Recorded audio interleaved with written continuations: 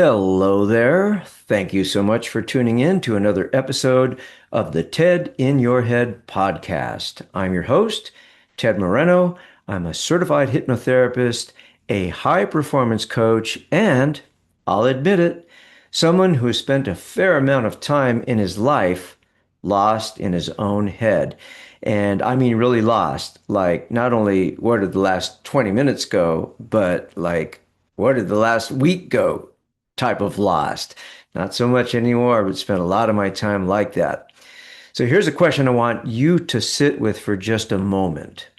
Right now, at this very moment, are you actually here or are you somewhere else?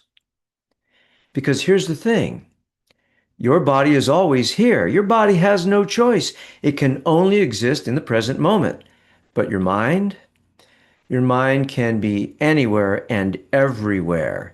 It can be replaying a conversation from 3 days ago. It can be rehashing a conversation that hasn't even happened yet. It can be worrying about next month, regretting last year, or freaking out about something it has absolutely no control over. And while your mind is doing all of that, your life is happening right here, right now, without you. That's what today's episode is about. Are you living your life or are you just thinking about it? Let's dive in. I want to start with something that I think perfectly illustrates what's happening for most of us most of the time. So think about the last time you went to the movies. You sat down in a dark room, the lights went down, and within minutes, you were gone. You forgot you were sitting in a building. You forgot you were watching light projected onto a flat screen. You got scared or excited, or maybe you even cried, all over something that wasn't real, something that was literally an illusion. By the way, I went to the movies last night and saw Obsession. Yeah, really great movie.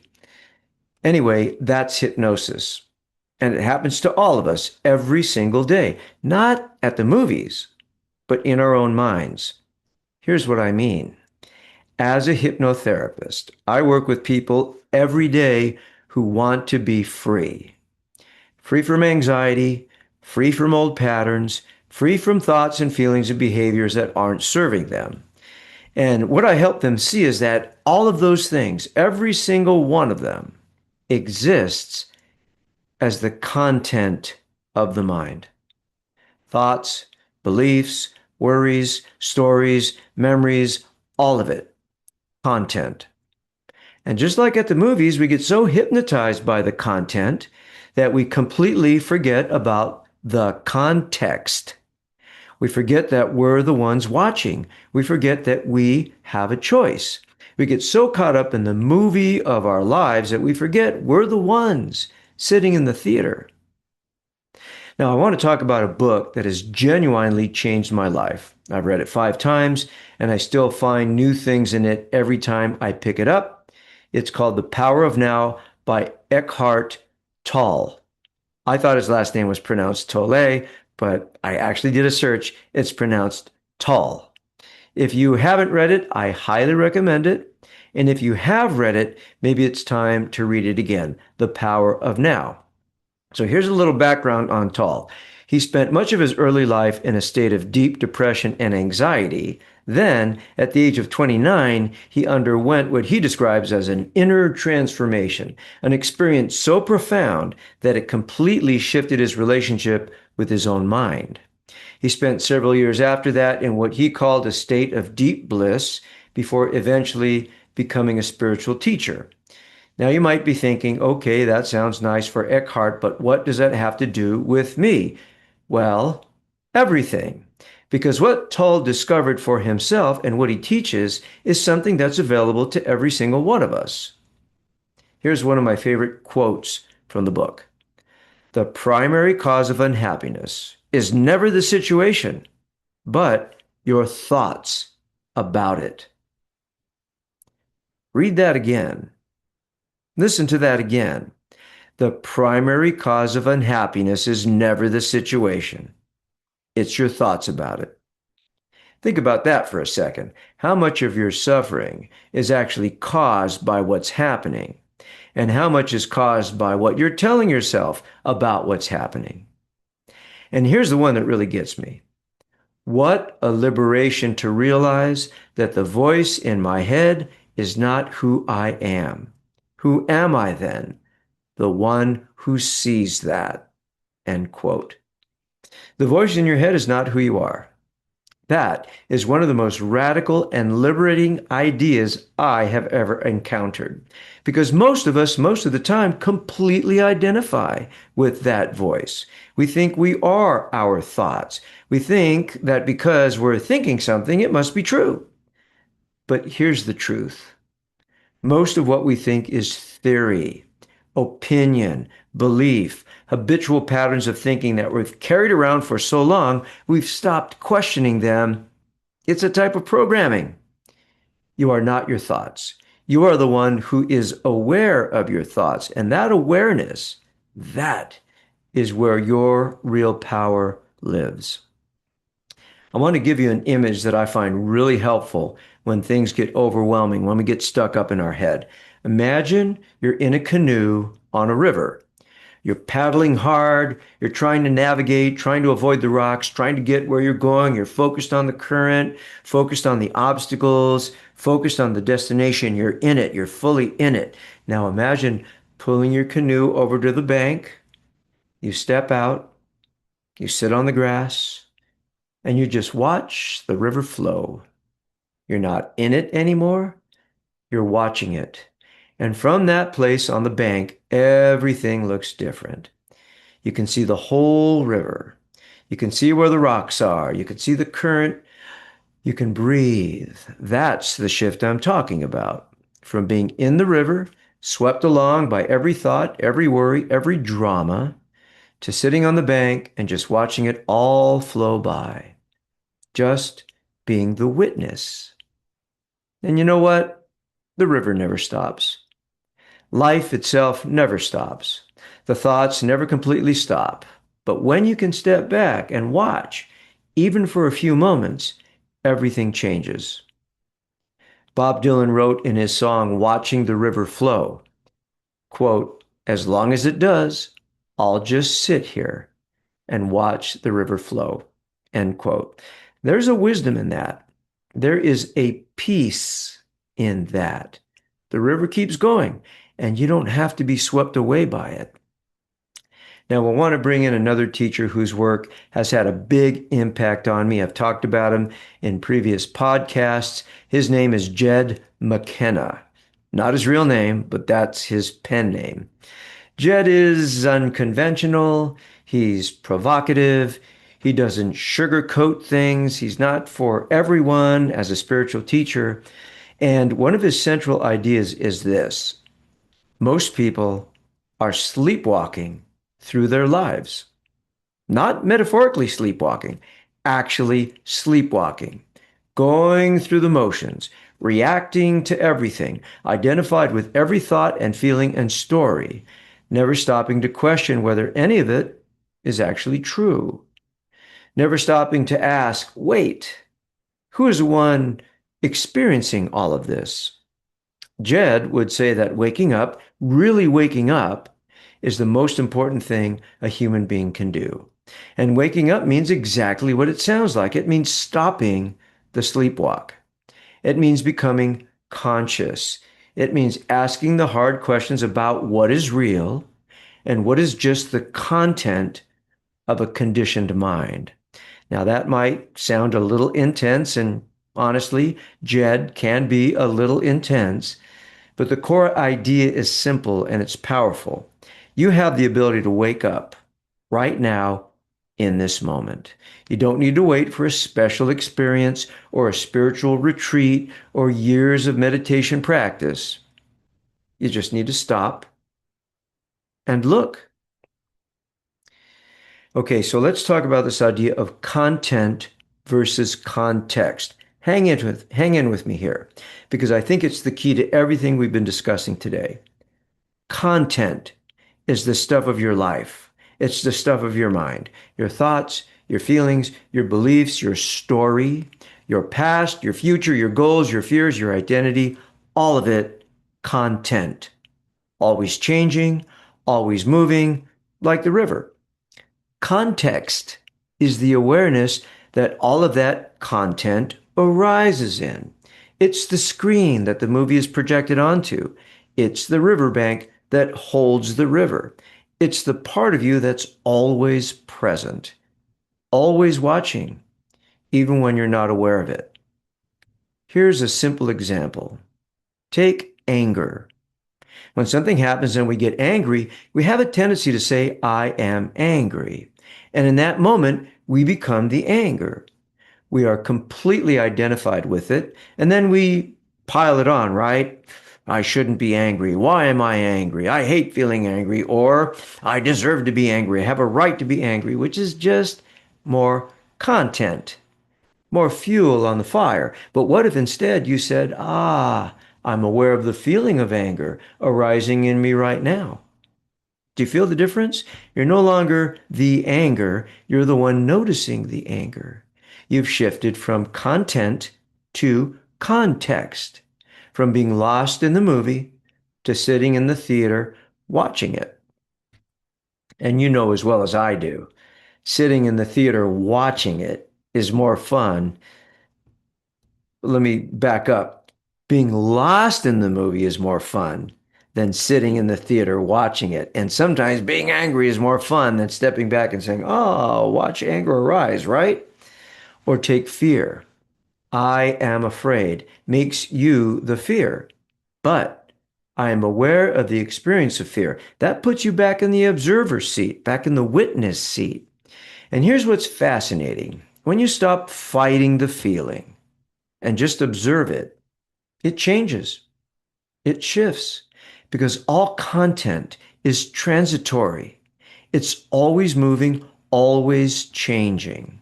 Fear, if you stay with it and don't resist it, can transform into courage, then into confidence, then into competence. What you resist persists, really, because you're putting energy into it by resisting it. But what you observe with awareness, that you can actually work with.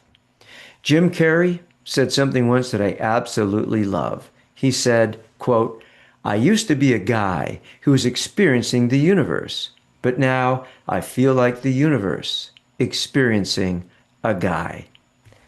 The guy is content. The universe is context. And here's the invitation. What if, even for just a moment, you could shift from being the guy or the gal to being the universe, experiencing the guy or gal, from being lost in your story to being the vast awareness in which the story is unfolding. That's not just philosophy, that's freedom. Let me bring this down to earth with a personal story.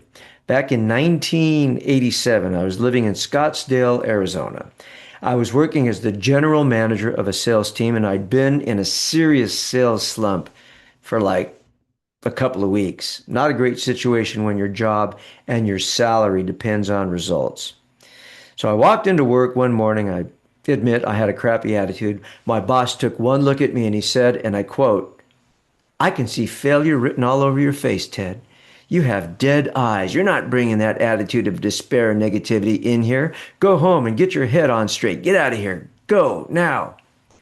So there I was driving home in the middle of the morning, feeling about as low as I'd felt in a long time. Defeated, embarrassed, lost in my head, running the same painful story over and over again. God, I'm such a loser. And then something happened. I was driving through Scottsdale and I passed a lake with a beautiful fountain shooting high up into the air. It was a gorgeous spring day. And one of my favorite songs came on the radio. That's Just the Way It Is, that song by Bruce Hornsby. And something shifted.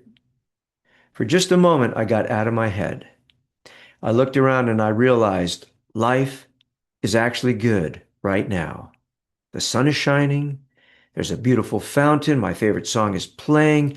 Nothing about my sales slump had changed, but my relationship relationship to it had completely changed. I teared up a little bit. I went home. I called my mom just to say hi. And the next day I went back to work and started selling like a fiend. What happened? I stopped being completely identified with the story. I stepped back, even briefly, and got present to the moment that was actually in front of me.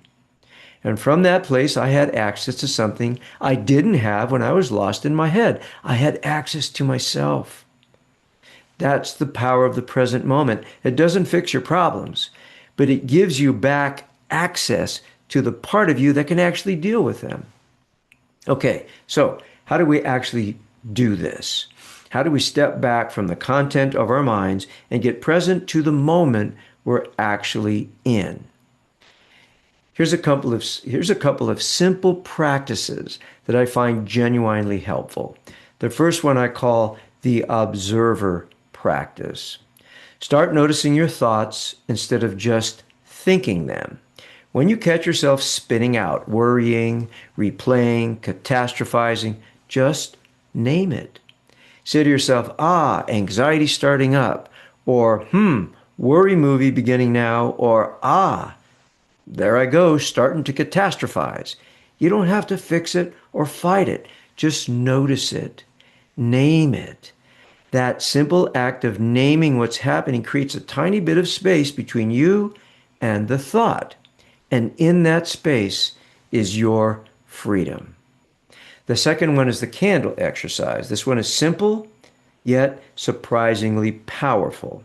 Find 5 minutes where you won't be disturbed. Put a candle on the table, light it, set a timer for 5 minutes, and just focus on the flame. Within about 30 seconds, I guarantee it, your mind will start pulling you away. I don't have time for this. I need to remember to call so-and-so. Oh, that candle smells good. What am I making for dinner, right? Your mind's going to start taking you away. Just notice what's happening. Don't fight it. Just gently bring your attention back to the flame. What you're doing is watching the content of your mind roll by without getting attached to it. This is the essence of meditation, and it gets easier with practice. The third practice is simply this. Ask yourself, right now, am I here? Not as a judgment, not as a criticism, just as a gentle check-in. Am I here? Is my attention in this moment, or has it drifted somewhere else? You can do this anywhere, driving, washing dishes, having a conversation. Just pause and in your mind ask yourself, am I here? And when you find yourself here, really here, take a moment to appreciate it. Look around. Notice what's good. Notice what's beautiful. Notice that you're alive and breathing and present in this extraordinary, ordinary moment. You know what I like to tell myself in that moment? And this is so profound. I like to tell myself, right here, right now, everything is okay. Everything's fine. Deep breath. Because this moment, right here, right now, this is it, ladies and gentlemen. This is your life. Not the memory of yesterday, not the plan for tomorrow. This. So let me bring it all together. We live in a world that is absolutely saturated with content, information, stimulation, noise, distraction. It never stops. And it's very, very easy to get hypnotized by all of it, to get lost in the movie, to sleepwalk through your days, to get caught up in the thoughts and worries and stories, while your actual life, the real, vivid, present moment experience of being alive, slips quietly by. But you have a choice. You can be the guy or gal lost in the content, or you can be the universe, experiencing the guy or gal. You can be in the river, or you can sit on the bank and watch it flow. You are not your thoughts. You are the one who is aware of your thoughts. And that awareness, vast, quiet, always present, that is who you really are. The present moment is not just where life happens. It's the only place life ever happens. The past is a memory. The future is a thought. But right now, this moment is real. It's the only thing that's real. And it's available to you always, no matter what's going on.